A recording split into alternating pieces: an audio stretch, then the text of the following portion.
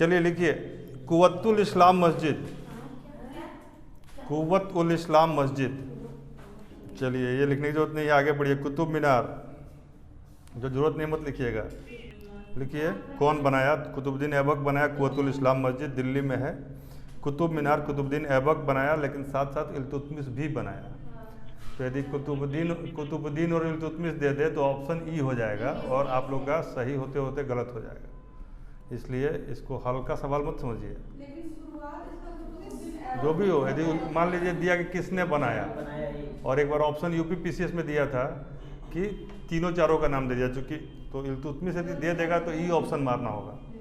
अगला लिखिए, हाँ, फिरोज शाह तुगलक उस पर जब बिजली गिर गया था तो मरम्मत कराया, तो एक पोर और ऊपर कर दिया उसको। अंततः उसका फाइनल रिपेयर तो सिकंदर लोदी तक हुआ है, और बहुत दिन तक लोग उस पर चढ़ते थे, अंदर से घुस के उसके ऊपर जाते थे, लेकिन बाद में लोग उसको दूसरा पर्पस यूज करना शुरू कर दिया कि ज़िंदगी बेजार लगने लगी तो कूद गए जाके उसी पर से, तो बंद कर दिया, नीचे से बंद कर दिया। और एक कैमरा लगा दिया, पेरिस्कोप का एडवांस वर्जन हो गया वो, एक टेलीस्कोप लगा दिया कि नीचे से देखिएगा और दिखाई देगा कि ऊपर से जो व्यू मिल रहा है ना वो नीचे से ही दिखाई देगा, बिना चढ़े ही चढ़ने का मज़ा, तो वही चीज़ है। चलिए, 2.5 दिन का झोपड़ा, 2.5 दिन का झोपड़ा किसने बनाया था? इल्तुतमिश का कुतुबुद्दीन ऐबक है, ठीक है। अगला लिखिए, इल्तुतमिश का लेकिन 2.5 दिन का झोपड़ा बना कहाँ पर है? अजमेर में, ठीक है। Very good very good very good. Iltutmish का मकबरा कौन बनाया था? खुद वही बनाया था, अपने बनाया था। सारे जो है ना जानते थे कि हमारे बच्चे नाकाबिल ही निकलेंगे, सब अपना मकबरा अपने बनाता था। तब ना शाहजहाँ अपना बना लिया था, अपना अपना वाइफ सबका।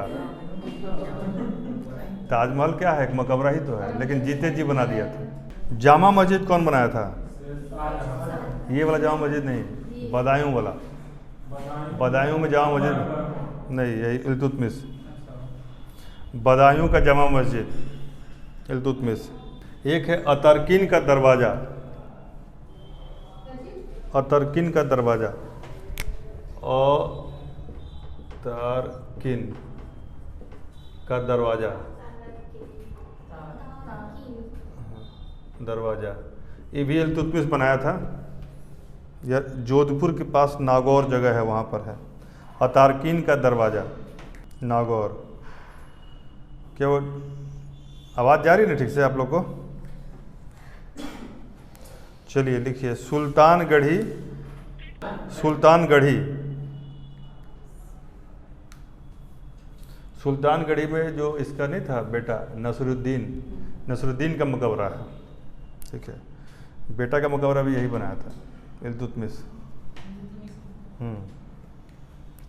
नसरुद्दीन का मकबरा सुल्तानगढ़ी, दिल्ली। लाल महल कौन बनाया था? लाल महल ना अभी तो सल्तनत ही चल रहा है। लाल महल ये अब इम्पोर्टेंट है, पूछ सकता है, इस पर के लिए टिक कर लीजिएगा, इम्पोर्टेंट क्वेश्चन गेस में से है ये। लाल महल बलबन, क्योंकि 2.5 दिन का झोपड़ा बहुत बार बीपीएससी पूछ चुका है। अब उसका यदि मूड करेगा तो लाल महल पर आ सकता है, एक अच्छा सवाल है। बलबन ने दिल्ली में बनाया था। लाल महल और बलबन का मकबरा, दोनों बलबन बनाया था। तो बलबन का मकबरा तो अब गेस कर लीजिएगा बलबन बनाया होगा, लेकिन लाल महल में कन्फ्यूजन हो सकता है। तो लाल महल कौन बनाया था? बलबन। यदि बलबन से मन नहीं करेगा तो वो लोग पूछेगा किससे? अलाउद्दीन खिलजी से। तो अलाउद्दीन खिलजी बहुत कुछ बनाया था, लेकिन उसमें जो सबसे महत्वपूर्ण है वो उसका नाम है हजार सितून का मकबरा, ठीक है ना। हजार सितून, उसमें हजार ये था स्तंभ, सितून मतलब स्तंभ, तो उसको हजार सितून ही बोलते हैं, मकबरा नहीं, हजार सितून। अलाउद्दीन खिलजी, यह भी दिल्ली में है। एक सवाल उस दिन आपको पूछा था बीपीएससी में अलाउद्दीन से ही, अलाई दरवाज़ा, अलाई दरवाज़ा कौन बनाया था? तो अलाउद्दीन खिलजी। और एक बिल्डिंग और ये बनाया था, उसका नाम था जमात खाना। क्या नाम था? जमात खाना मस्जिद। क्या नाम था? जमात खाना, जमात खाना, जमात खाना मस्जिद। यह भी अलाउद्दीन खिलजी। और सारे जो कंस्ट्रक्शन है सब दिल्ली में, सारा का सारा दिल्ली में। ठीक है, बलबन का दोनों हो ही गया। अब आइए, गयासुद्दीन तुगलक का मकबरा कौन बनाया था? वेरी गुड, गयासुद्दीन तुगलक का मकबरा गयासुद्दीन तुगलक ही बनाया था। बलबन का मकबरा कौन बनाया था? इल्तुतमिश का मकबरा, मतलब इन लोग का पता था कि बेटा कुछ नहीं करेगा। गयासुद्दीन तुगलक का मकबरा गयासुद्दीन तुगलक ही बनाया था। और आदिलाबाद का किला बनाया था, सॉरी एक और चीज़ लिखी, तुगलकाबाद की स्थापना किसने की थी? ठीक है, ठीक है, वो ठीक है, गयासुद्दीन तुगलक वही है, गयासुद्दीन तुगलक, तुगलकाबाद वही है, गयासुद्दीन तुगलक। दिल्ली 7 बार उजड़ी और 7 बार बसी है अभी तक, इसीलिए जो दिल्ली 6 आप लोग मूवी देखते हैं वो 6ठी बार बसने वाली दिल्ली है। ठीक है, तो और पिन कोड शायद उसका 6 होगा। तो दिल्ली को पहले बसाया अलाउद्दीन खिलजी ने, अलाउद्दीन खिलजी बोले मोहम्मद बिन तुगलक के समय। दिल्ली उसके पहले भी बसी हुई थी। उसके अलग अलग लोगों ने दिल्ली में अलग अलग जगह को राजधानी बनाया, जैसे कि गयासुद्दीन तुगलक चला गया तुगलकाबाद, तो कहने के लिए तुगलकाबाद है, वो दिल्ली से बहुत ज़्यादा दूर है नहीं, बाहरी बॉर्डर पर है। ठीक है। आदिलाबाद का किला लिखिए, आदिलाबाद का किला। अब यह एक बार भी बसा दिया, आदिलाबाद का किला भी दिल्ली में है और यह मोहम्मद बिन तुगलक ने बनाया है। आदिलाबाद का किला मोहम्मद बिन तुगलक। एक और नगर बनाया मोहम्मद बिन तुगलक, उसका नाम था जहाँ पनाह नगर। क्या नाम था? जहाँ पनाह नगर, मोहम्मद बिन तुगलक ने बनाया। और शेख निजामुद्दीन औलिया का मकबरा बनाया था मोहम्मद बिन तुगलक ने। जहाँ पनाह महल से, हाँ महल, नगर, नगर कर दीजिए नगर, MBT, मोहम्मद बिन तुगलक।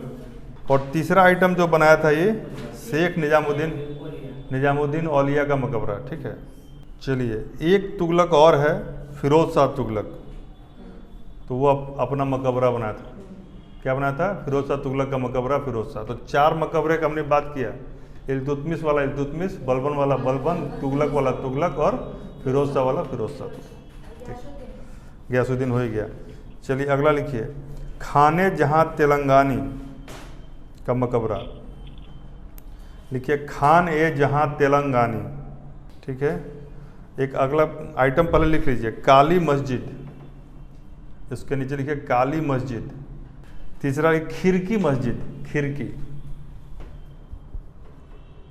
अब यहाँ पर जो है अभी सॉरी खिड़की ऐसे लिखा था,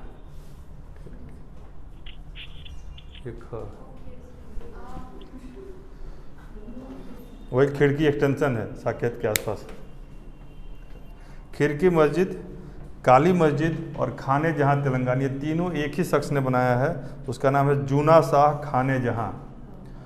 जूना शाह खाने जहाँ, जूना शाह खाने जहाँ, जूना शाह खाने जहाँ। ये जो है तीसरा वाले में आता है, एक बार देख कर बताना पड़ेगा ढंग से। ये तो बहुत ही लेस फेमस है। ये बहलोल लोदी का मकबरा, बहलोल लोदी, ये तो कोई दिक्कत नहीं है। सिकंदर लोदी का मकबरा याद कर लीजिएगा, चूँकि यही एकमात्र मकबरा है जो यह खुद नहीं बनाया था। सिकंदर लोदी का मकबरा उसका बेटा बनाया था, बेटा इब्राहिम लोदी। सिकंदर लोदी का मकबरा जो है इब्राहिम लोदी बनाया था। और एक जो UPSC में पूछे हुए था एक बार, मोठ की मस्जिद, मोठ की मस्जिद, हाँ मोठ की मस्जिद, ये देखे हुए हैं, ये अफगानी शैली में बना हुआ है। हम लोग तो जिसमें जितना कुछ दिखा रहे थे मैक्सिमम तो हम लोग का घुमा हुआ देखा हुआ है। तो सिकंदर लोदी के प्रधानमंत्री बनाए थे। क्रेडिट में कई बार सिकंदर लोदी भी लिखता है, तब भी आंसर सही होगा यदि केवल सिकंदर लोदी हो, और नहीं तो मियाँ भुआ। ठीक है, मियाँ भुआ, हाँ भुआ, मियाँ तो याद रहेगा, भुआ, हाँ मोठ की मस्जिद यही बनाया था।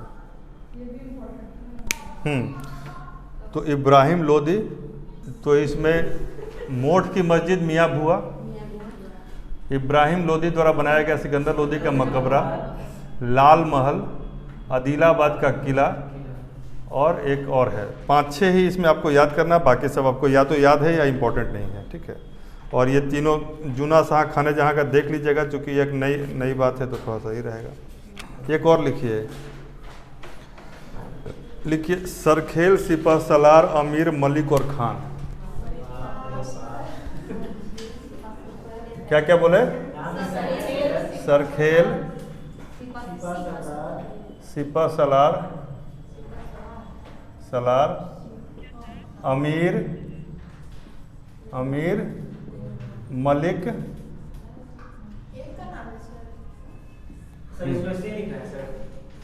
ऐसे करके नहीं, एक के नीचे एक लिखना है। देखिए सरखेल, सिपह सलार, अमीर, मलिक, खान।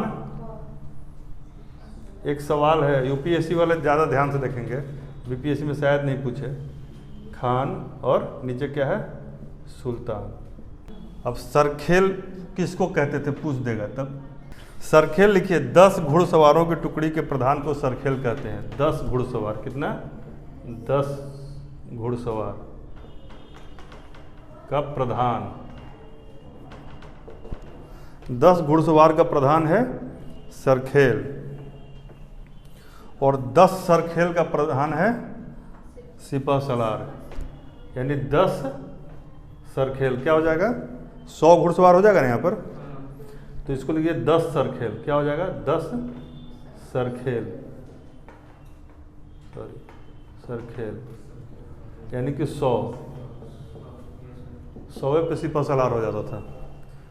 तो सिपह सलार है मतलब 100 घोड़ा उनके पास है। छोटा मोटा बात है, ये घोड़ा रहता तो लोग दिन भर टाइट रहता है, चलेगा तो ऐसे ही चलेगा, ठीक है। चलिए अमीर, 10 सिपह सलार पर एक अमीर बनता है। 10 सिपह सलार पर, सबको 10 कर दीजिए, ठीक है। 10 सिपह सलार,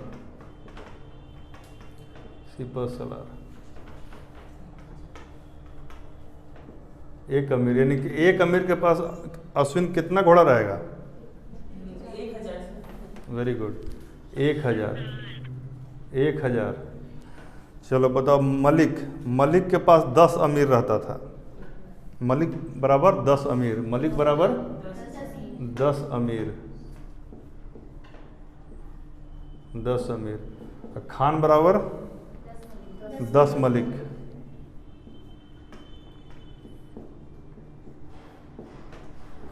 और सुल्तान बराबर 10 खान। कितना हो जाएगा? 10 खान बराबर दोस्तों कितना घोड़ा हो गया? यहाँ आते आते 1 लाख तो खाने के पास आ जाएगा। 1 लाख तो खान के पास आ जाएगा। नहीं,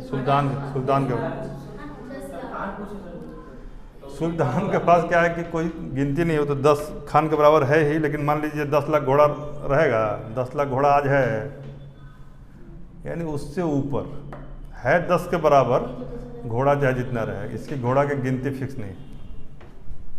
तो यदि पूछे कि सेना का सर्वोच्च अधिकारी कौन होता था, तो आंसर होगा खान, ठीक है ना, क्योंकि सुल्तान है वो तो सर्वोच्च सेनापति है, सर्वोच्च सेनापति है, लेकिन एग्जीक्यूटिव कौन है? खान। कुछ टर्मिनोलॉजी हमने कहा था कि आप लोग खोजिएगा, सल्तनत काल से संबंधित टर्म्स जो है, इंपॉर्टेंट टर्म्स खोजे थे। यहाँ चैप्टर बंद होता फिर चैप्टर खुलता नहीं है। नहीं, हाँ टैक्स का, हाँ यही हम बताए थे। उसर क्या है? व्हाट इज उसर? ये पूछेगा, ये सवाल है इसलिए कर रहे हैं। अतरकीन का दरवाजा कौन बनाया था? अतरकीन का दरवाजा, ठीक है। मालिक के हाजिब का क्या काम था? मालिक के हाजिब बताया था उस दिन। हाँ सर, बोलिए। आप बताइए। मलिक के हाजिब, अमीर हाजिब। हाजिब मतलब दो बता देंगे। हाजिब नाम से 2 अधिकारी है शिष्टाचार का। शिष्टाचार मतलब हाजिब। और एक और क्या था हाजिब से संबंधित थी, एक और था ना मुहतसिब, इसी तरह का। तो मुहतसिब क्या था? लोक आचरण के देख रेख करता था, पर नज़र रखता था। और अमीर हाजिब उसका दरबारी शिष्टाचार के नियम को लागू करता था। ठीक है। इंसाए मुमालिक, इंसाए मुमालिक, अकाउंटेंट, पत्राचार, वकील ए दर, दर दर तो सर वो वही हुआ है। बहुत बढ़िया, रूपम का जवाब ठीक है। वकील दर, शाही महल और सुल्तान की व्यक्तिगत सेवा। सर तो हम भी तो वही बोले सर। हाँ तो मान लीजिए पहले उसका कान में आ गया था। ठीक है।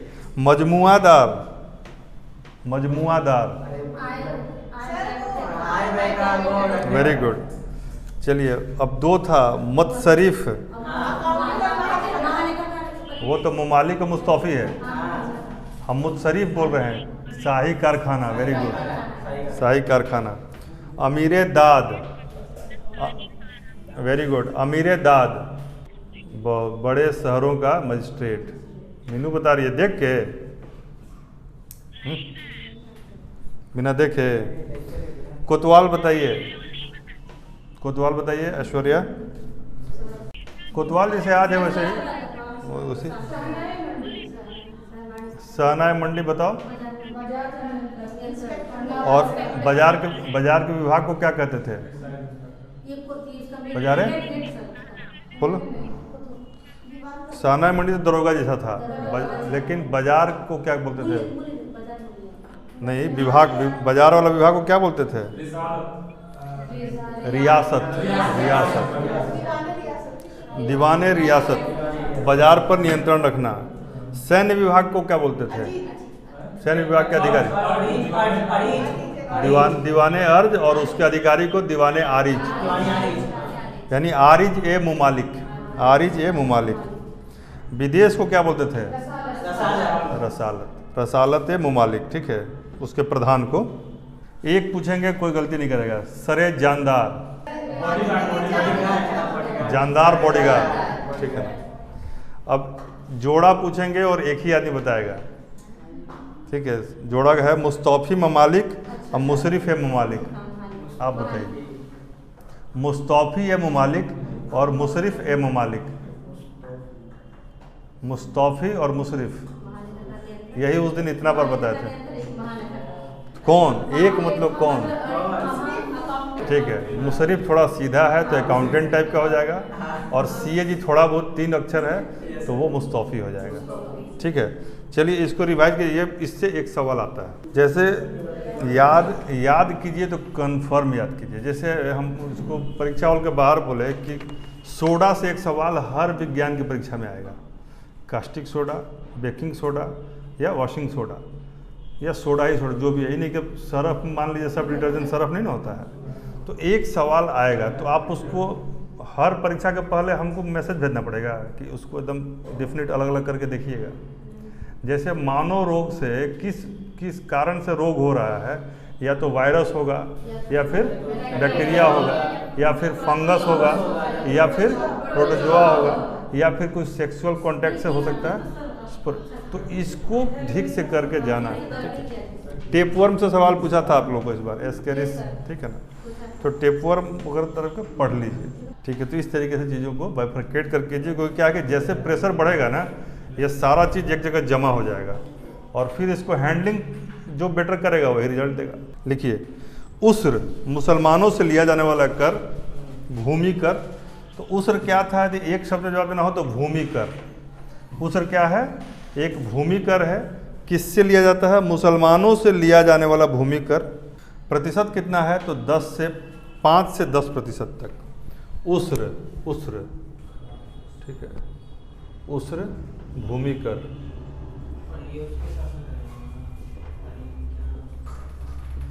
चलिए अगला लिखिए, कितना परसेंट तक है? तो 5 से 10%। अगला लिखिए, खराज, खराज, खराज। यह गैर मुसलमानों से लिया जाता था भूमि कर। यह खराज भी एक भूमि कर है। किससे लिया जाता था? गैर मुसलमानों से। खराज यह मुस्लिम से, और यह गैर मुस्लिम से।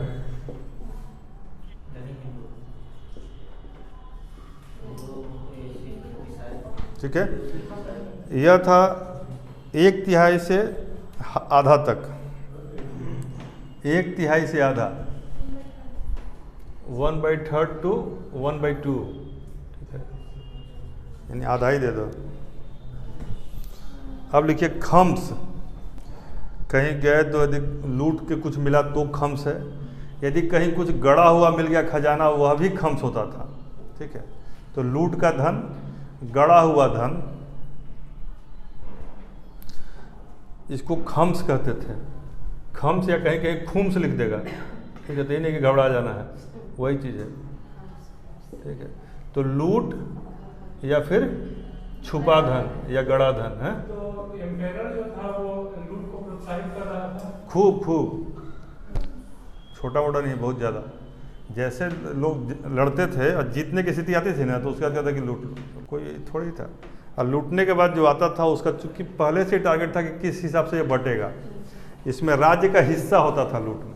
लिखिए, राज्य लेता था उसमें से 1/5 और 4/5 सैनिक को, पूरा दबा के लूटेगा ना। 4/5 सैनिक को और 1/5 ये सैनिक को, और राज्य को 1/5 होगा ना। फिर जब 5/5 होगा तब ना 1 होगा, तो ये राज्य खम्स हैं। बता दे रहे हैं, फिरोज शाह तुगलक ने इसको रोक दिया था कि भाई ये ठीक बात नहीं है। तो पूछेगा किस राजा ने खम्स को रोका, तो फिरोज शाह तुगलक, क्योंकि लोक कल्याणकारी भावना वाला राजा था थोड़ा सा वो। और अलाउद्दीन खिलजी और मोहम्मद बिन तुगलक उल्टा कर दिया था, 4/5 खुद रखता था और 1/5 ज़्यादा सैनिक को। बेटा बहुत मजा कर लिए। और अलाउद्दीन खिलजी और मोहम्मद बिन तुगलक दोनों 4/5 राज्य के लिए लेता था। फिर एक था जकात। जकात क्या है, तो लिख आंसर पूछेगा तो लिखिएगा धार्मिक कर। क्या था? जकात एक धार्मिक कर था। उस्र एक भूमि कर है, खराज एक भूमि कर है, खम्स एक लूट का कर है, और जकात एक धार्मिक कर है, ठीक है। तो जकात लिखिए, यह मुसलमानों से लिया जाता था। धार्मिक कर है लेकिन लिया किससे जाता था? मुसलमान से। कितना? 2 से 2.5%, 2 से 2.5%, 2 से 2.5%। जजिया, अगला लिखिए जजिया। यह गैर मुस्लिमों पर लगाया जाने वाला कर था, लेकिन ये जो जकात होता था ना, जकात मुस्लिम से लिया गया और उन्हीं के भलाई के लिए उन पर खर्चा भी होता था। यह धार्मिक कर है तो उनके धार्मिक कार्यों में सपोर्ट के लिए खर्च होता था। ये जजिया जो है गैर मुसलमानों से लिया जाने वाला एक धार्मिक कर था। जजिया भी एक धार्मिक कर है लेकिन हिंदुओं से या गैर मुसलमानों से लिया जाता था, ठीक है, जिसके बदले उनके जीवन और संपत्ति की रक्षा होती थी, यानी कि एक्सटॉर्शन टाइप का कर था ये। जजिया बहुत ही खतरनाक कर, ठीक है। जजिया यह धार्मिक कर, ठीक है। ये किससे क्या, जब ये जीवन और मुक्ति के बदले उसको अलग अलग परिमाण में लिया जाता था। इसका कोई एक फिक्स रेट नहीं था, जिसका जैसा रहा आपका जीवन का जैसा मतलब, तो राजा अपने हिसाब से इसको फिक्स करते थे, ठीक है।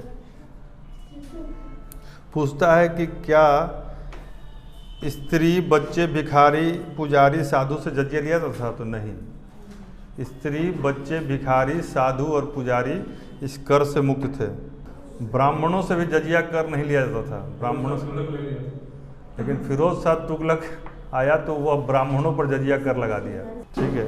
ब्राह्मणों से जजिया कर लगाने वाला सुल्तान कौन था? फिरोज शाह तुगलक।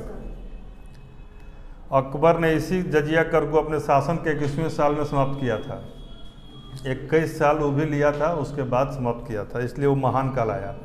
55 में था तो 21 साल जोड़ लो तो 76 के आसपास। पहले जजिया जो है भूमि कर के साथ वसूल किया जाता था, बाद में इसको अलग से लिया जाने लगा, यानी कि भूमि कर में ही जजिया दे दीजिए। जब भूमि कर लेता था ना उसी में, तो मान लिया आधा तो पहले फिक्स किया हुआ है और आधा के बाद जजिया ले लिया, तो कुछ बचता था नहीं, थोड़ा बहुत बचता था। चलिए 2-3 चीज़ें और लिखिए ये कर के अलावा। मुक्ता और ख्वाजा कौन थे? मुक्ता और ख्वाजा, ये नहीं है, सल्तनत काल के बारे में बता रहे हैं। देखिए, इक्ता प्रथा कौन चलाया था? इल्तुतमिश, तो ठीक है। उसके बाद लिखिए, बलबन ने इक्ता धारकों के देखरेख के लिए कदम उठाया, ठीक है। तो उसने महत्वपूर्ण प्रांतों और को अपने पुत्रों को गवर्नर बनाया, महत्वपूर्ण प्रांतों में अपने बेटों को गवर्नर बनाया, और उन्हीं के अंडर में, अपने बेटे के अंडर में एक पद का सृजन किया जिसका नाम था ख्वाजा। प्रभारी होते थे ये लोग। ख्वाजा मतलब जैसे कि राज्य है ना, तो ये मान लीजिए सेंटर है, तो ये प्रांत है, इसके हेड को बनाया अपना बेटा को, और इसके हेल्प के लिए एक प्रभारी बनाया। इस प्रभारी को कहते थे ख्वाजा, और इस ख्वाजा के अंडर में एक अधिकारी होता था, अधिकारी क्या कर्मचारी कहिए, उसका नाम था मुक्ता।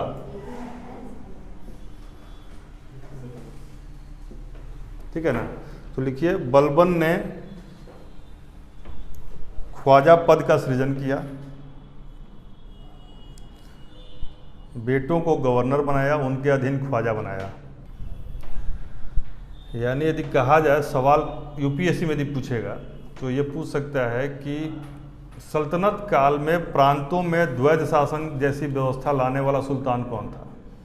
सल्तनत काल में प्रांतों में द्वैध शासन जैसी पहली बार व्यवस्था लाने वाला सुल्तान कौन था? तो बलबन, ठीक है।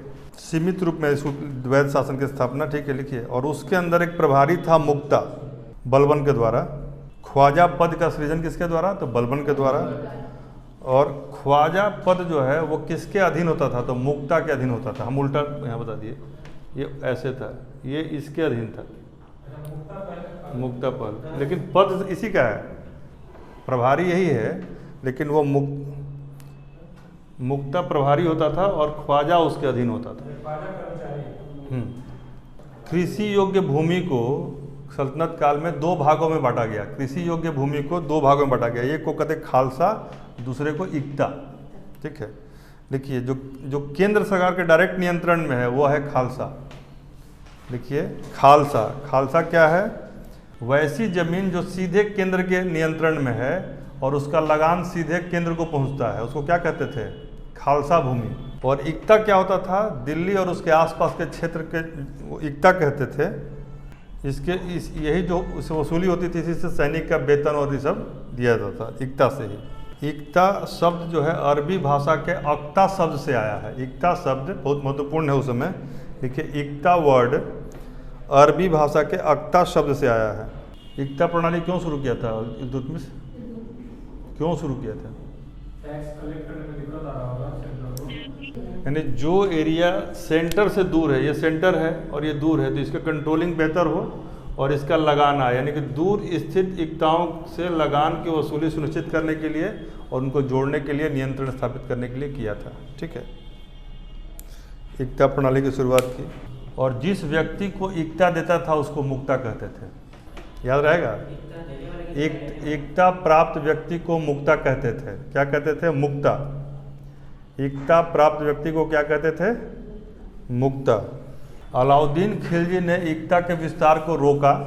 लिखिए, अलाउद्दीन खिलजी ने इक्ता के विस्तार को रोका और सैनिकों को नगद वेतन देना शुरू किया। नहीं तो जिसको जैसे सेना रखा है तो उसको दे दिया एक ज़मीन कि इसी से तुम जो कमाओगे, तो इससे क्या पैदा होगा? अत्याचार बढ़ता था। अलाउद्दीन खिलजी ने रोका और सैनिकों को नगद वेतन देना शुरू किया। मोहम्मद बिन तुगलक ने भी इक्ता में कुछ सुधार किया और मुक्ता से सारे अधिकार वापस लेके, मुक्ता और वली भी उसी तरह का एक पद था, मुक्ता और वली से सारे अधिकार वापस ले लिए। किसने? मोहम्मद बिन तुगलक ने। और एक नया पद बनाया, वली उल खराज। मुक्ता और वली दोनों लिखे, मुक्ता और वली से सारे अधिकार वापस ले लिए और एक नया पद बनाया, वली उल खराज। वली उल खराज, वली उल खराज, और इसी अधिकारी को सारे अधिकार दे दिए, इस वाले। तो पूछेगा सैनिकों को नगद देना कौन शुरू किया? अलाउद्दीन खिलजी। वली और मुक्ता से अधिकार किसने वापस लिया? तो मोहम्मद बिन तुगलक। अब लिखिए, फिरोज शाह तुगलक ने भी इसमें कुछ परिवर्तन किया इक्ता में, और उसको वंशानुगत अधिकार दे दिया। वंशानुगत अधिकार दे दिया इक्ताओं को, इक्तादारों को। इक्तादार जो बचे थे इसके समय उनको वंशानुगत कर दिया और कहा कि अब इसका हस्तांतरण नहीं हो सकता है, अब एक पीढ़ी से दूसरे पीढ़ी तक ही जाएगा, जो उस समय उसका होल्डर रहा एट द टाइम, तो उसी को बोला कि अब ये ऐसे ही चलेगा। ठीक है, और इसने मतलब जो अलाउद्दीन खिलजी की जो व्यवस्था थी उसको पलट दिया। कहने का मतलब अलाउद्दीन खिलजी से नगद पे लाया या फिर इक्तादारी को लाया और उसको वंशानुगत कर दिया, मतलब इक्तादारी भी लाया और वंशानुगत भी कर दिया। ठीक है, और तीसरा उसमें वर्ड क्या आ जाएगा कि उसको गैर हस्तांतरणीय बना दिया, यानी नॉन ट्रांसफरेबल, तो ट्रांसफ़र नहीं कर सकते हैं, एक पीढ़ी से दूसरी पीढ़ी तक जाएगा। और इक्ता जो नगद वेतन था उसके बदले फिर से इक्तादारी लाने वाला कौन है? फिरोज शाह तुगलक। अब सवाल पूछता है कि सल्तनत काल में सबसे अधिक इक्तादार कब बने? इल्तुतमिश मत मारिएगा, फिरोज शाह तुगलक। शुरुआत वो किया लेकिन ये गर्दा उड़ा दिया। अब आप लोग कुछ लिखिए वर्ड जिसका अर्थ आप लोग को खोजना है, इस खोजने में कुछ इतिहास पढ़ लीजिएगा आप लोग। लिखिए, ये सब वर्ड है: किस्मत गल्ला, गल्ला बख्शी, मसाहत और मुक्ताई। किस्मत गल्ला बटाई की एक प्रणाली थी, किस्मत गल्ला बटाई की एक प्रणाली थी। बटाई, बटाई मतलब भू राजस्व का निर्धारण। देखिए, भू राजस्व अभी अपना कंसेप्ट लगेगा, समझ में आ जाएगा। जैसे ज़मीन पे कुछ उपज हुआ तो उसका तीन ही तरीका है ना बांटने का। एक तरीका है कि भाई पहले से ही फिक्स है कि तुम्हारा जो उपज होगा उसका इतना बाट हम ले लेंगे, तो उपज को बांट लिया। एक होता था रास बटाई, एक होता था लंक बटाई, यानी कि पहले हम क्षेत्र को ही बांट लिए, इस क्षेत्र में जो होगा वो मेरा, वो क्षेत्र में जो होगा तुम्हारा। ठीक है, एक वक्त नहीं, जो निकलेगा उसको बांट लिए। और तीसरा होगा कि नगद बांट। तीन ही चीज़ हो सकता है। तो एक हो गया रास बटाई, एक हो गया लंक बटाई और एक हो गया नगद बटाई। तो उसी का कैसे निर्धारण हो, इसी को कहते थे किस्मत गल्ला और गल्ला बख्शी। ये दो अधिकारी, मसाहत जो है उपज पैमाइश के, भूमि के आधार पर उपज का निर्धारण, इसको कहते थे मसाहत। भूमि के लंबाई चौड़ाई के आधार पर उपज का निर्धारण की विधि को मसाहत कहते थे। भूमि के पैमाइश के आधार पर उपज का निर्धारण करते थे, इसी को मसाहत कहते थे। सवाल ये नहीं पूछेगा, सवाल पूछेगा मसाहत प्रणाली चलाने वाला सुल्तान कौन? अलाउद्दीन खिलजी। मसाहत प्रणाली लाने वाला सुल्तान कौन? भूमि की पैमाइश के आधार पर उपज का निर्धारण मसाहत, मसाहत लाने वाला अलाउद्दीन। ठीक है, अब दूसरा प्रणाली है मुक्ताई। यह मिश्रित प्रणाली है, नहीं बोले कि जिसमें कि ज़मीन का एरिया और उपज दोनों का मिक्स कर दिया, उसको कहते थे मुक्ताई। यह हिस्सा बाँट प्रणाली पर था आधारित, हिस्सा बाँट प्रणाली पर आधारित है। लगान निर्धारण का मिश्रित प्रणाली है, यानी कि उसमें क्षेत्र का भी ध्यान रखा जाता है कि कितना क्षेत्रफल पे हो रहा है और उपज का भी ध्यान रखा जा रहा है, दोनों का। तो ऊपर तो पैमाइश कर ही लिया, वो तो ऊपर कर लिया अलग, मसाहत कर लिया। लेकिन ये तो मसाहत जो है केवल जगह के आधार पर ही कर लिया कि इतना हम लेंगे, इतना जगह। लेकिन इसमें कि नहीं, यदि मान लो जगह कम है और पैदावार ज़मीन का ज़्यादा है तो पैदावार पर भी निगाह रहेगा। मिश्रित प्रणाली है ये, दोनों को लेके चलेगा। कई बार कुछ ज़मीन में मान लीजिए ज़मीन लंबा चौड़ा टोपरा है, होता कुछ नहीं है, तो लो बेटा तुम उधर वाला ले लो, थोड़ा नहीं, जो उपज को भी हम देखेंगे। ठीक है, तो इसको मुक्ताई कहते थे। नहीं, वही एक ही चीज़, उसी का दो लाइन है। मिश्रित बाँट प्रणाली मतलब मिश्रण करके बांटना, जमीन भी और उपज भी दोनों को मिश्रण कर दीजिए, बांट दीजिए, यह होगा मिश्रित बाँट प्रणाली। ठीक है ना। भारत में एकता प्रणाली की शुरुआत करने वाला व्यक्ति कौन था?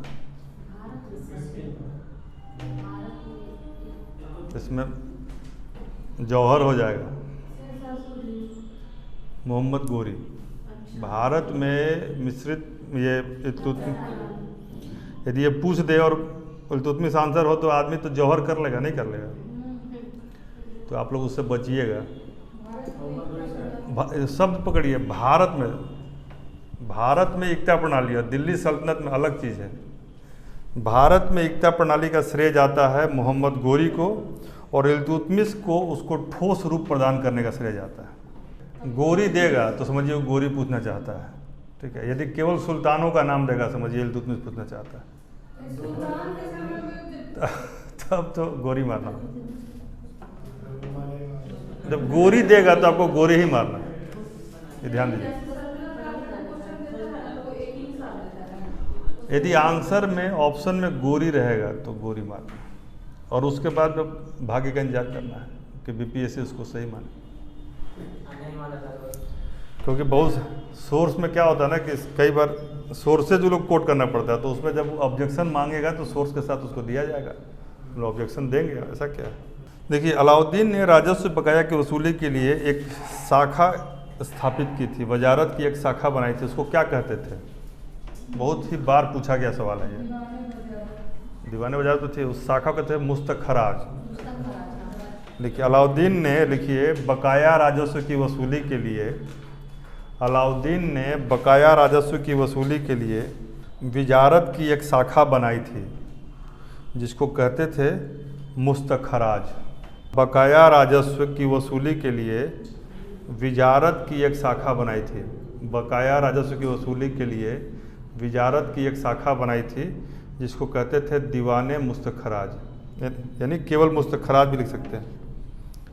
देखिए, गयासुद्दीन तुगलक, अगला सेंटेंस, दोबारा बटाई प्रथा ले आया था। गयासुद्दीन तुगलक ने यह सुनिश्चित किया था कि एक वर्ष में लगान जो है 1/10 से 1/11, यानी ये इस रेंज से ज़्यादा नहीं बढ़ाया जाए, यानी 1/10वां भाग या 1/10वां भाग या 11वां भाग, इससे ज़्यादा ऋण लगान नहीं बढ़ाया जाए। यदि नहर खोदने वाला सवाल आता है तो लोग फिरोज शाह तुगलक मार देते हैं आंसर, ठीक है, सबसे अधिक नहर खुद, मतलब कि, लेकिन ये पूछे कि पहली बार नहर खुदवाने का दिए तो गयासुद्दीन तुगलक, यानी सल्तनत काल में पहला सुल्तान जिसने सिंचाई के लिए नहर खुदवाया, कृषि के लिए काम में गयासुद्दीन तुगलक, ठीक है ना, सिंचाई के लिए नहर खुदवाने वाला पहला सुल्तान गयासुद्दीन तुगलक। वह कौन सा सुल्तान था जो पूरे प्रांत में एक ही कर व्यवस्था लगाया था? मोहम्मद बिन तुगलक। वह कौन सा, लिख लीजिए, वह कौन सा सुल्तान था जिसने पूरे साम्राज्य में एक ही कर व्यवस्था, 1 नेशन 1 टैक्स, मोदी जी नहीं, मोहम्मद बिन तुगलक। आदमी सही था, वो आदमी मोदी जैसा था, वही चीज़ है, एग्जीक्यूशन का फ़र्क है। सोनधार, लिखिएगा, ये सवाल आता है, सोनधार और तकावी क्या था? सोनधार या तकावी एक ही चीज़ है। तकावी क्या था? हाँ, तो वही दोनों, सोनधार भी याद किया, सोनधार को ही तकावी कहते थे। यह एक ऋण व्यवस्था थी, यानी कि कर्ज देने की व्यवस्था थी जो मोहम्मद बिन तुगलक लाया था। मोहम्मद बिन तुगलक ऋण दिया और फिरोज शाह तुगलक उसको माफ़ कर दिया। तो लिखिए, तकावी ऋणों को माफ़ करने वाला पहला सुल्तान कौन था? मोहम्मद फिरोज शाह तुगलक। लिखिए, किस्मत, किस्मत, किस्मत आबवाब, किस्मत आबवाब, आबवाब, यह क्या थे?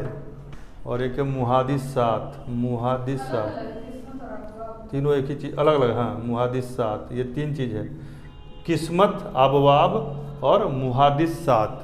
यह कर हैं। कैसे कर हैं? कृषि कर हैं, छोटे मोटे। इसी के साथ 1-2 कर और जोड़ लीजिए, जो चरागाह वाला कर है, उसको कहते थे घराई, पहले लिखाए हुए हैं, घराई और चराई। ये 5 कर हो गया। किस्मत, तो मान लीजिए पूछ देगा किस्मत इन्वर्टेड कॉमा क्या है, ठीक है, तो जवाब आपको देना है कृषि संबंधी कर। आबवाब क्या है? तो यह भी कृषि संबंधी कर है। और मुहादिसात क्या है? तो कृषि संबंधी कर है। घराई चराई क्या है?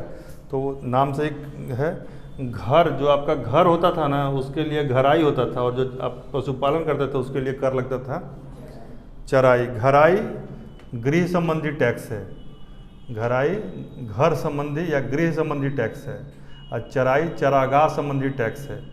और यह 5 एक साथ इसलिए लिखा है कि इन 5 करों को फिरोज शाह तुगलक ने इकट्ठे समाप्त कर दिया। इन 5 को समाप्त करके अच्छा काम किया या बुरा काम किया? लंबे अर्थ में सही काम नहीं किया, लेकिन तात्कालिक तौर पर केजरीवाल की तरह अच्छा काम किया। तो वही है, जिस मुफ्तखोरी जो है किसी भी राज्य के लिए सही बात नहीं है। जो काम कर रहा है उसका टैक्स देना चाहिए। थोड़ा सा ध्यान से आधा घंटा पढ़ लीजिए। ये जो भी सेगमेंट चल रहा है ना, ये थोड़ा सा उतना मन नहीं लगता है, लेकिन बहुत ही महत्वपूर्ण है। 10 मिनट हम रिवाइज करवाएंगे, आपके दिमाग में जब घुस जाएगा तभी छोड़ेंगे। ये पांचों कर किसने समाप्त किया? किस्मत किसने खत्म किया? अबवाब किसने खत्म किया? मुहद्दिसात, घराई। किस्मत कैसा कर था?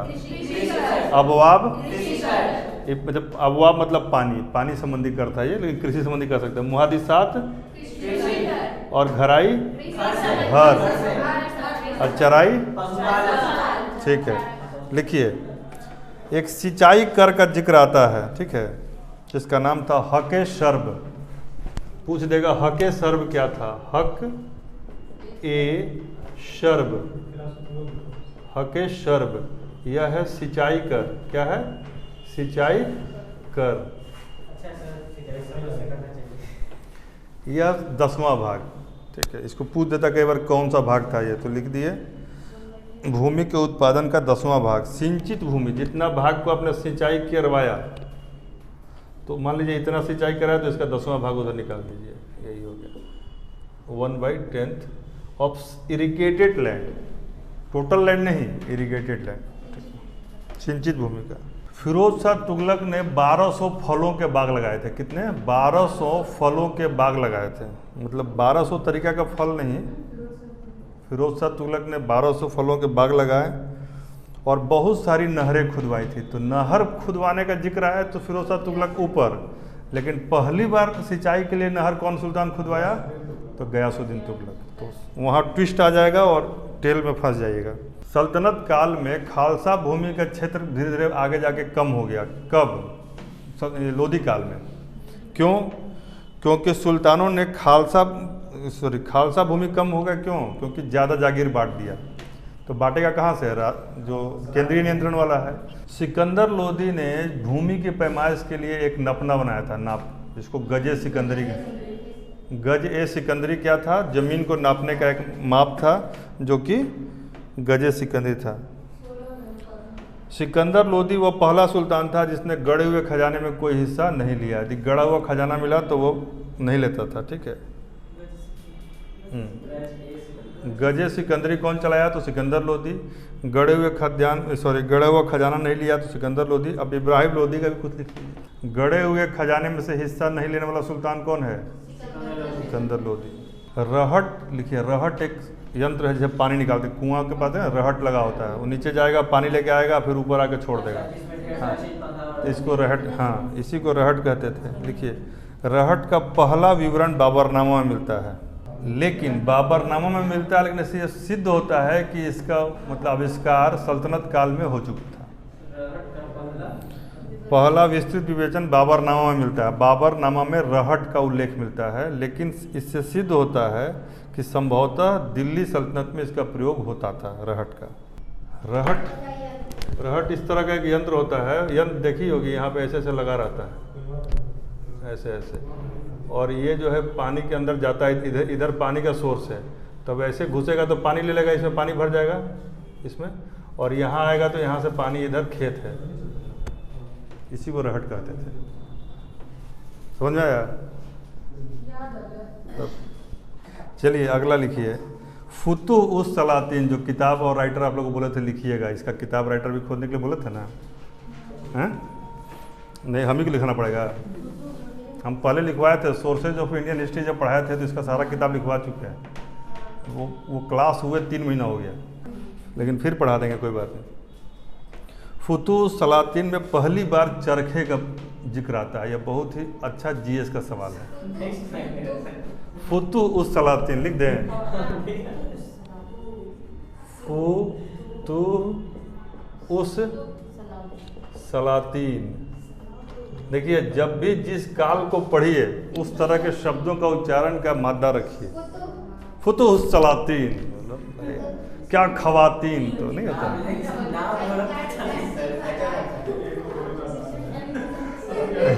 अब किसी दिन अश्विन आए तो यहीं से खोलिए, क्या गल्ला बख्शी, क्या लाए हो। तो ऐसे करके भी कुछ, तो हमारी मसाहत है कि हमारी वजारत में से मुस्तखराज के लिए कुछ निकाल दीजिए। हमारे नजराना का शुक्राना क्या हुआ। तो इस तरह के शब्दों को यूज़ कीजिए। तो कोई बोल चलिए लिखिए, चरखा का पहली बार जिक्र फुतूह सलातीन में आया था। तो लिखित उल्लेख, चरखा का पहला लिखित उल्लेख कब आया? फुतूह सलातीन में। कौन बोला?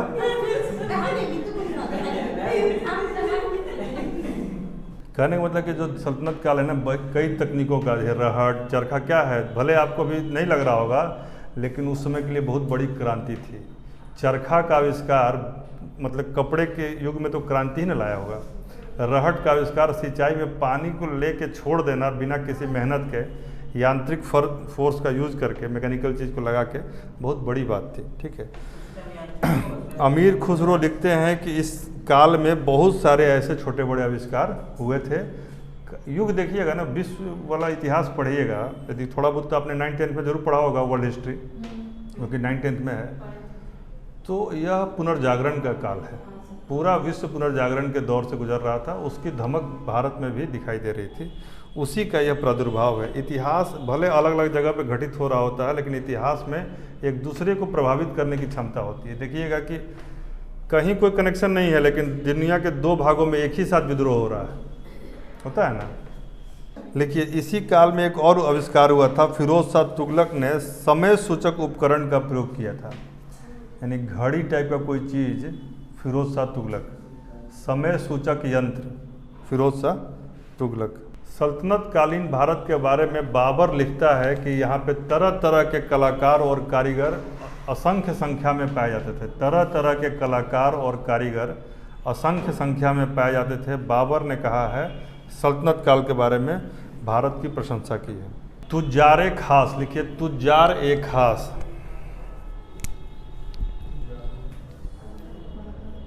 तुजार ए खास। तुजारे खास क्या था?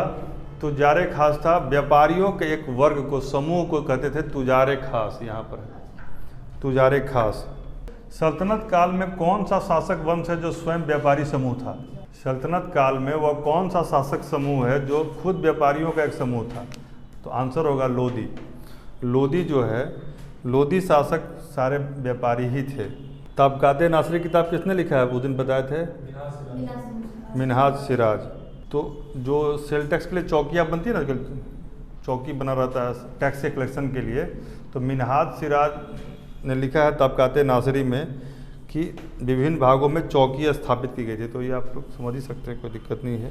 4 पहिए वाले रथ और इक्के का वर्णन भी सल्तनत काल में मिलता है। रथ, 4 पहिए वाले रथ और इक्का, एक तो इक्तादारी भी मिलता है और दूसरा इक्का मिलता है, जैसे इक्का बोलते हैं ना हम लोग। यदि पूछा जाए क्या सल्तनत काल में नौका निर्माण होता था, आंसर होगा हाँ। मध्यकाल में अनेक व्यापारिक मार्गों पे सूर्य के मंदिर बने होते थे। आप ध्यान दीजिएगा, सूर्य का मंदिर से इन लोगों का बहुत ही बड़ा कनेक्शन था। जैसे जो माइग्रेशन हुआ था, शक्कुद्वीप है एक, जैसे आप यहाँ चलिएगा ना, ये शक्कुद्वीप, हाँ। तो इस जो ये मान लीजिए गल्फ ऑफ अदन है यहाँ पर, और ये अदन और गल्फ वाला जो एरिया है खाड़ी, और यहाँ पे भारत है मान लीजिए। इस जगह पे एक द्वीप था, इसको कहते थे शक्कुद्वीप। तो वहाँ भी सूर्य की पूजा होती थी। और शकद्वीपीय ब्राह्मण क्या कहते थे उनको? यहाँ से जो लोग आए, शक्कुद्वीप से भारत आए, तो ये चले गए कहाँ पर? यहाँ चले गए मथुरा। कहाँ गए? मथुरा। तो जब मथुरा गए तो यहाँ पर ये सूर्य की उपासना करते थे, और यहाँ भी जब आए तो इन्होंने सूर्य की उपासना शुरू की। तो इनको ब्राह्मण में ही शामिल किया गया। आए बाहर से, लेकिन ब्राह्मणों में ही शामिल किया गया, और इनको कहा गया शकद्वीपीय ब्राह्मण। क्या कहा गया?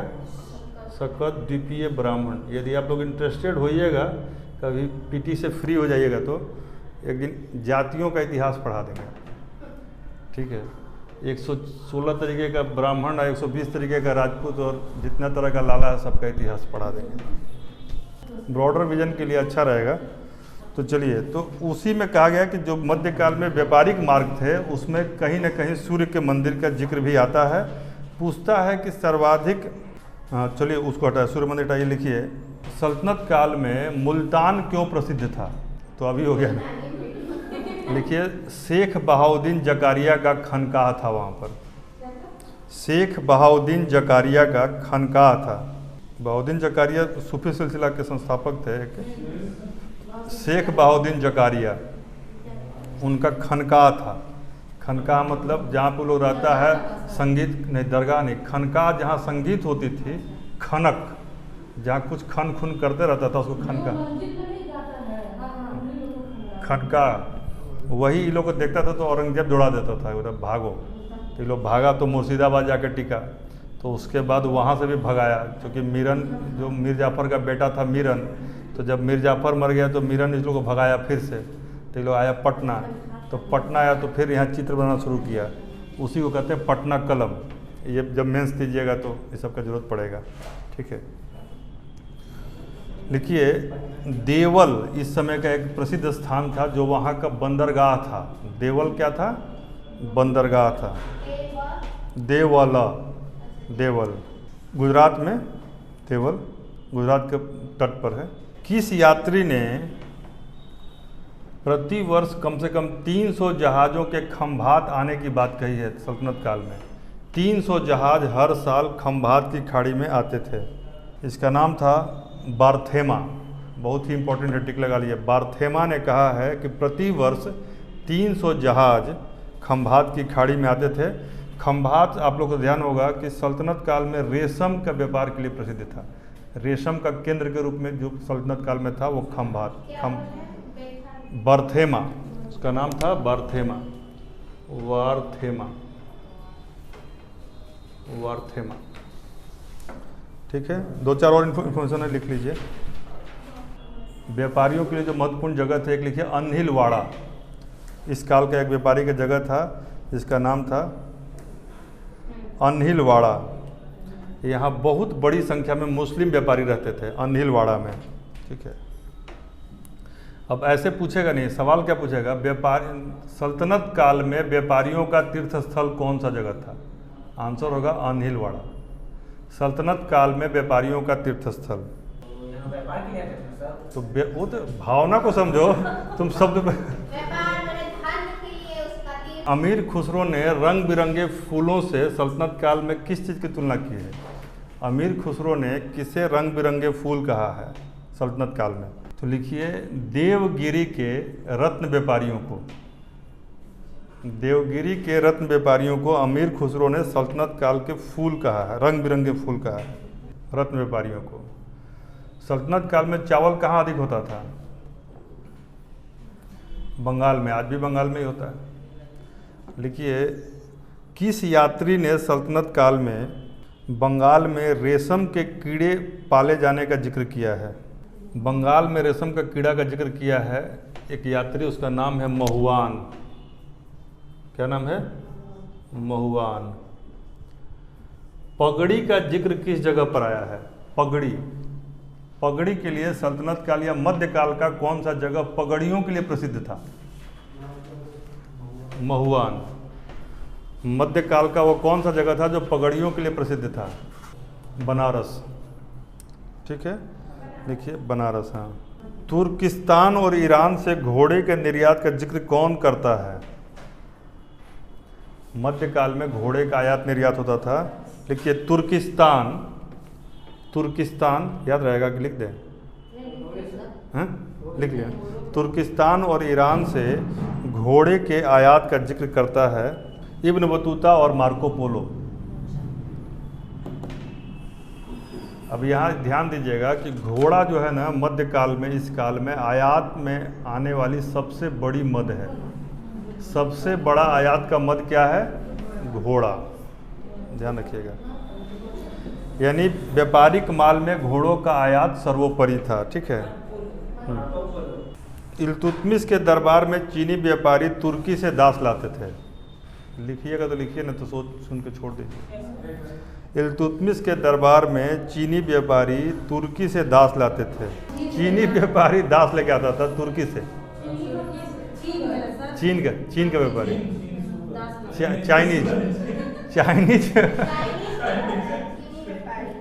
चाइनीज जो व्यापारी थे वो टर्की नाम के देश से स्लेव लाते थे, ठीक है, ठीक है। वही टर्की एक के है। चलो लिखो अगला। अलाउद्दीन के काल में दास और मतलब लड़का और लड़की दोनों के आयात का प्रसंग मिलता है, मतलब केवल मेल दास नहीं, फीमेल दास भी, दोनों तरह के दासों के आयात का प्रमाण मिलता है। लेकिन यदि पूछेगा कि किन दो जगहों से दास ज़्यादा आते थे, तो अदन और मिस्र।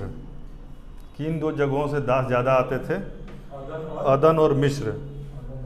तो मिस्र उसके पार है, अदन के खाड़ी के उस पार मिस्र है। अदन, गल्फ ऑफ अदन है ना, वहीं पर ऊपर में अदन है, नीचे में मिस्र है। ईरान से भारत में अंगूर आता था, ये सब इम्पोर्टेंट है, लिखिएगा। ईरान से भारत में अंगूर आता था। किसने लिखा है कि जो विदेश से जो सामान आता था, विदेशी यात्री जो आते थे वो अपने साथ कुछ न कुछ लेकर आते थे भेंट के तौर पर। तो भेंट के तौर पर सबसे अधिक जो चीज़ लाई जाती थी उसका नाम था सूखा मेवा। हल्का फुल्का में काम चलाया था, नहीं मेवा लाया, हुजूर आपके खिदमत में कुछ अर्ज किया है।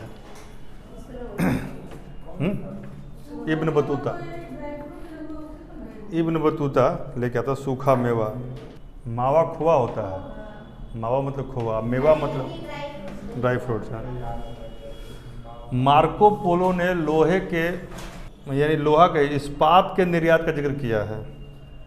मार्को पोलो ने, बहुत इंपॉर्टेंट फैक्ट है, मार्को पोलो ने इस्पात के निर्यात का जिक्र किया है और यह इस्पात का निर्यात लाहौर से होता था। तो याद रहेगा लोहा लाहौर से।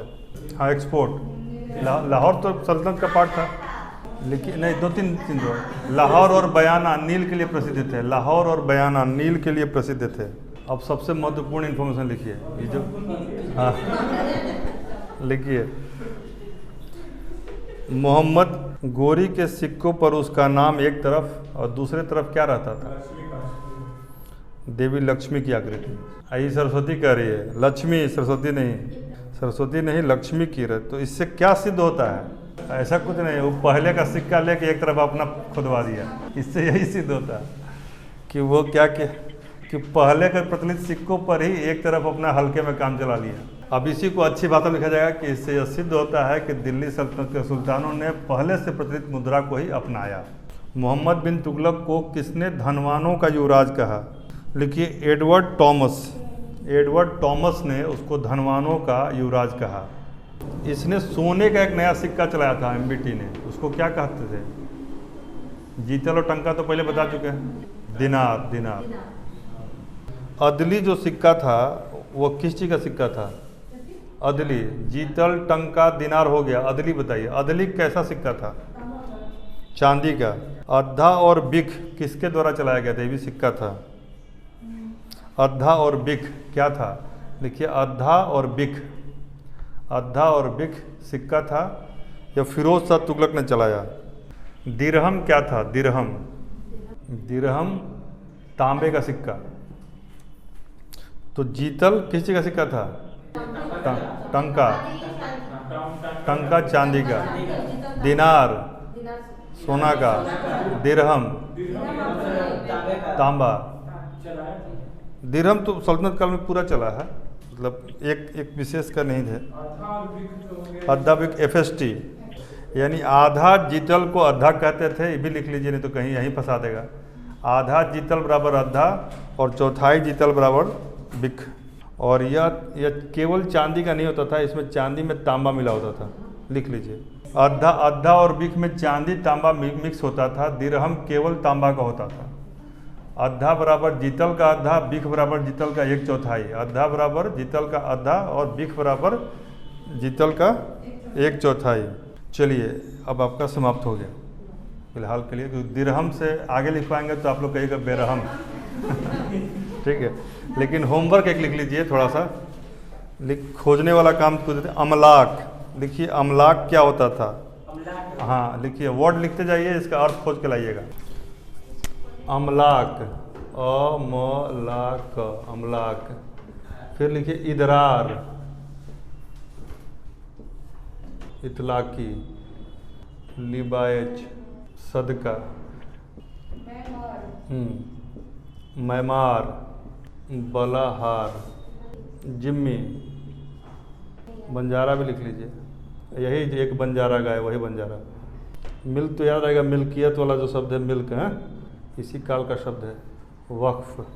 धन संपत्ति और भूमि जो धार्मिक कार्यों के लिए सुरक्षित रखते थे उसको वक्फ बोलते थे। जैसे धर्म वक्फ बोर्ड क्या होता है, धार्मिक कार्य करता है। विलायत, विलायत पता है आप लोग को, विदेश। हुलिया, हुलिया विवरण, सैनिकों का विवरण को हुलिया कहते थे। हुलिया लिख दे, हुलिया तो याद रहेगा, जाना है ना तो कुछ याद रहेगा। हुलिया। फिर लिखिए शशगनी, यानी अमलाक, इदरार, इतलाकी, लिवायत, सदका, मेमार, मिल्क, बंजारा, जिम्मी, बलाहार और शशगनी।